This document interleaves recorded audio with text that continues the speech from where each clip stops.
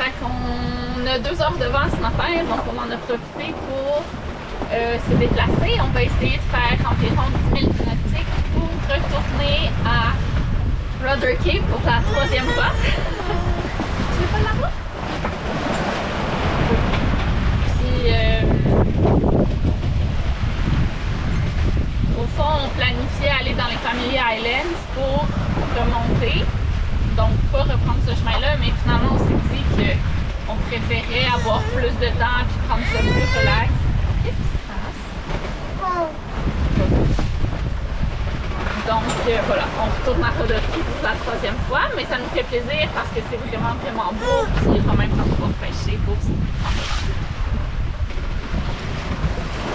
Voilà, fait que ça sera pas très long à nous ce matin. Qu'est-ce qu'il y a? Hein? Je fais du contenu vidéo. Ah, d'accord.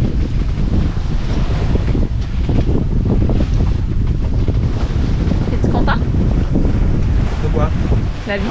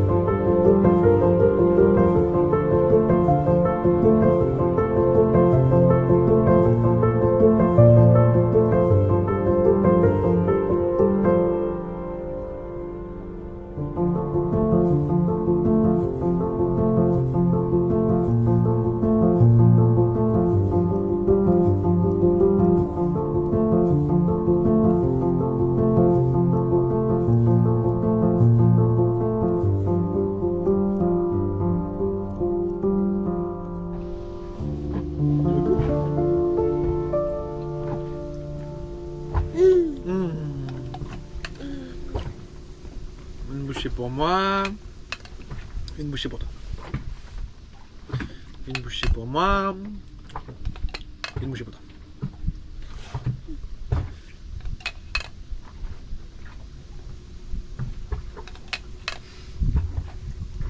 C'est bon? Encore oui. Regarde là. Une bouchée pour toi. Une bouchée pour moi.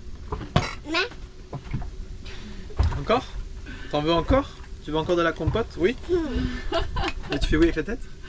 J'ai fait un petit garçon excité qui est content de se faire comprendre. Tiens, non, ça c'est les cheveux, c'est pas la compote. Tu la veux la compote ou pas? Ben, on a déjà oublié qu'on en redemandait?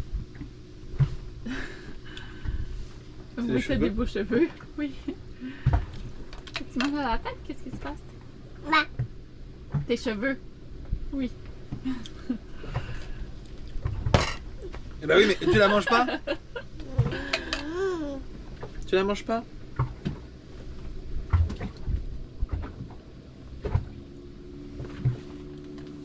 Excuse-moi.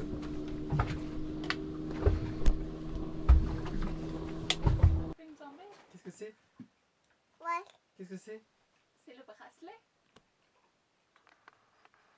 Ah, maintenant, regarde-le. On a eu du mal à le mettre. Pourquoi? C'est maman? C'est maman qui t'a fait un bracelet. Tu le veux pas? C'est les couleurs que t'aimes pas?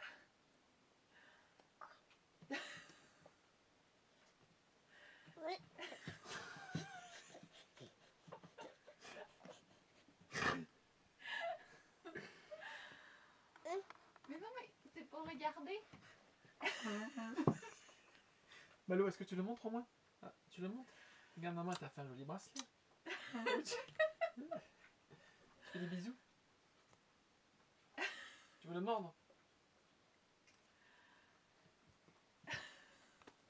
Et aïe! Tu m'as mordu! Mais mon cœur, c'est un bracelet pour que je te... D'accord, d'accord. Attends. Tu veux... Tu le veux pas? Malou, Malou, tu veux pas le bracelet?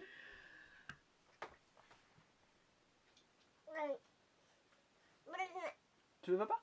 Regarde, c'est comme la montre de papa. Elle est où la montre? Regarde. Papa aussi, il a quelque chose de similaire, regarde. Il aime pas ça. Hein. Regarde Malo. Regarde. Hop. Regarde. Tu vois? Regarde. Moi aussi j'ai quelque chose au poignet. T'as vu? Ouais, regarde, toi aussi t'as quelque chose au poignet. On a tous les deux quelque chose au poignet. Ouais, ouais, toi aussi. Qu'est-ce qu'on fait alors? On le garde? Tu vas chercher Hortense, Malo? Elle est où Hortense?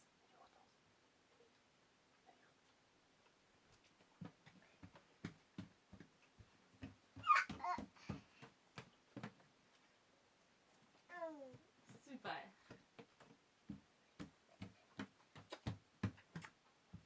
Ouais, tu lui fais des bisous? Merci.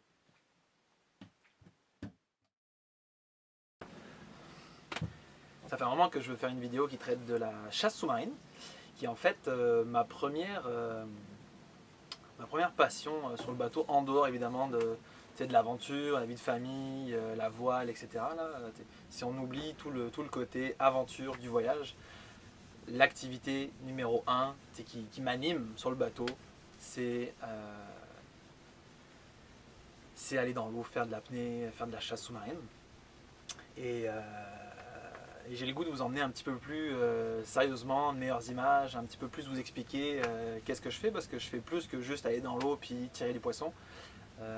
Aux Bahamas, c'est à la fois simple et à la fois compliqué. Qu'est-ce qu'il y a? Je pense que j'aurais mis un t-shirt. Ah ouais? Il faut que je mette un t-shirt. Ah, j'étais bien parti. Ça y est, j'ai un t-shirt. Donc, ce que je voulais dire, c'est qu'aux Bahamas, la chasse sous-marine, c'est à la fois simple et à la fois compliqué. Simple parce que il y a beaucoup de poissons, les poissons sont accessibles, mais probablement à cause de ça, c'est le gouvernement, je sais pas qui, probablement le gouvernement, a interdit l'utilisation de harpons à gâchette. Fait que l'arbalète standard là, que tu clips et que tu armes avec une gâchette, que tu tires avec une gâchette est interdit. Fait que la seule chose que tu peux utiliser, c'est ce qu'ils appellent communément la sling, qui est en bon français le pole spear, ou la sling hawaïenne. Moi j'ai un pole spear, ça ressemble, ou une sling, ça ressemble à ça. Dans le fond, c'est ultra méga giga simple. C'est un long bâton avec une sling, d'où le nom, un élastique. Puis tu charges ton harpon. Qu'est-ce qui se passe? Les bâtons? Merci.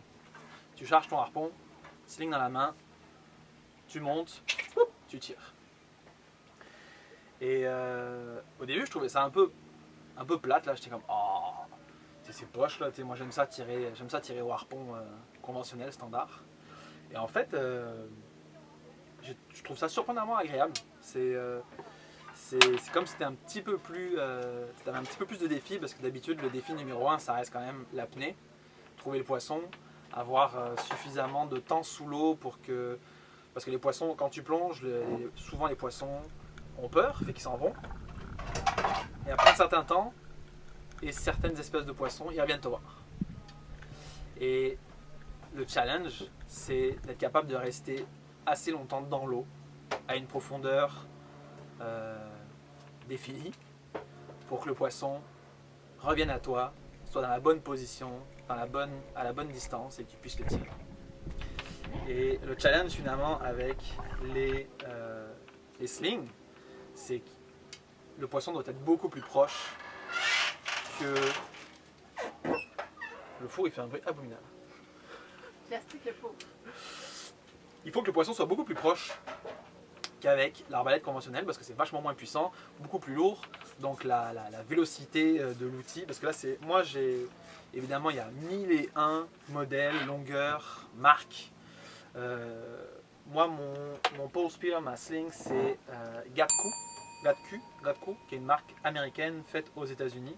Que j'avais spoté depuis un moment, que je trouvais super sympa. C'est un 9 pieds. 9 pieds de pole. Je sais pas combien ça fait en mètres. Ça fait quoi? Ça fait 2,50 m peut-être? 9 pieds. Fait que j'ai ma première partie qui est en aluminium. La deuxième partie qui est moitié alu, moitié carbone. Et dans le fond, pourquoi est-ce que je suis allé dans cette marque-là? Déjà parce que j'aimais la couleur. On va se le dire, je suis quelqu'un de ultra artificiel. Artificiel? Superficiel, merci. Ça sonnait bizarre quand je l'ai dit. Et aussi parce que je voulais une sling avec une pointe détachable. Fait qu'il y en a beaucoup qui se viennent en fait comme ça, puis la pointe est ici. Moi je voulais une pointe détachable. Fait que hop, tu as une petite pointe que tu mets là-dessus. Tu viens attacher à ton pole comme ça. Et dans le fond, ce que ça fait, c'est que quand tu tires ton poisson, et que le poisson, parce que le poisson il meurt pas instantanément, là, faut vraiment faire une shot parfaite pour que le poisson comme meure d'un coup là sur le coup finalement. Sinon, il est tout le temps en train de se débattre. Fait que là, ce que ça fait, c'est que quand le poisson s'enlève, ben, il reste pris dans ce câble là et ça évite que le poisson se mette à se déchirer autour du poteau. Et il y a des fois il arrive même à sortir d'une flèche rigide là, il arrive à sortir puis le poisson il arrive à s'enfuir et c'est sûr qu'il va mourir dans la journée là. Bon après c'est pas catastrophique là, il y a tellement de requins puis rien ne se perd dans l'océan là. Mais tu sais c'est poche de perdre ton poisson comme ça puis de tuer un poisson sans le récupérer. Ce que j'aime aussi pas mal de cette sling là, c'est que ils ont fait un petit système, je vais essayer de vous le montrer en le montant. Tu as pas une gâchette, mais tu as une rétention d'élastique qui est ici, de ta sling. Fait que là tu peux armer ton harpon. Tu as hop, une petite cordelette, tu viens attacher délicatement ton élastique, puis ton harpon il reste tout le temps prêt,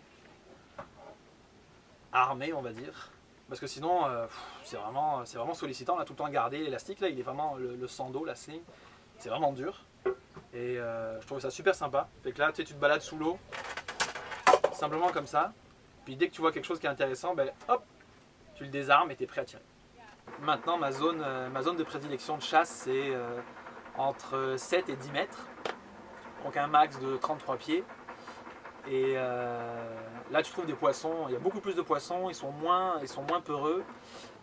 Après le problème que j'ai c'est que je suis tout seul. Donc j'essaie de me limiter à 10 mètres et pas plus profond parce que après les risques ils sont un petit peu trop présents. Et je suis quand même là en famille, j'ai pas envie de me stresser avec si je descends à 15 mètres ou 20 mètres et que je passe out. Il n'y a personne qui est là pour m'aider. Fait que le gros inconvénient de chasser maintenant dans le plus profond et du côté atlantique dans les cuts, parce que aussi là où ce qu'il faut savoir c'est que dans les cuts il y a du courant, il y a beaucoup de courant et c'est ça qui attire le poisson. Là où il y a du courant, il y a du poisson et après ça devient vachement difficile en apnée aussi de se battre avec le courant. Donc il faut y aller 20 minutes avant l'étale, puis tu es capable de rester à peu près 1 heure sans courant contre lequel te battre. Mais la principale difficulté maintenant, c'est les requins. C'est con, hein, mais fait qu'il faut que tu tires un poisson, il faut que tu sélectionnes le poisson que tu veux tirer, celui que tu veux manger, il faut le trouver, puis il faut être capable après de le tirer.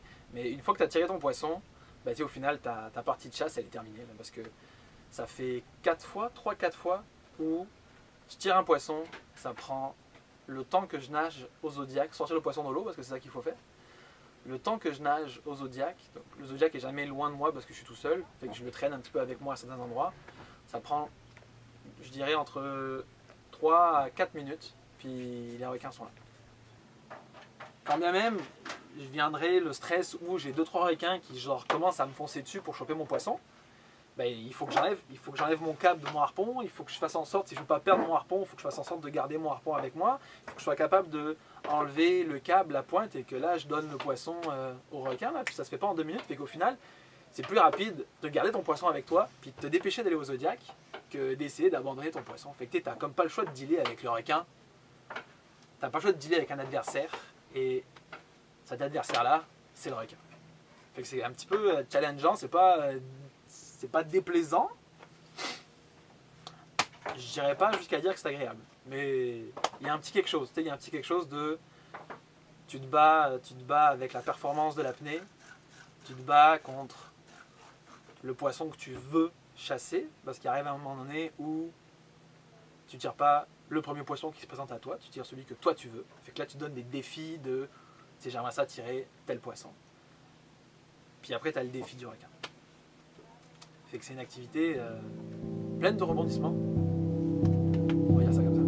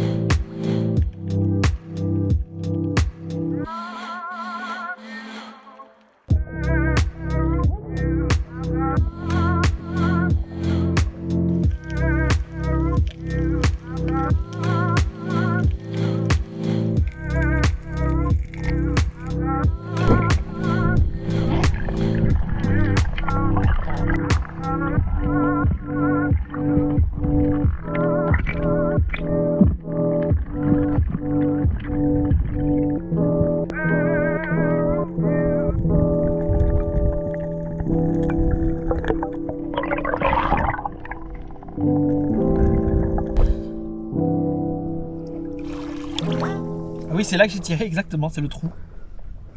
C'est pas un beau tir. Papa d'habitude il fait mieux. Il tire plutôt à l'avant.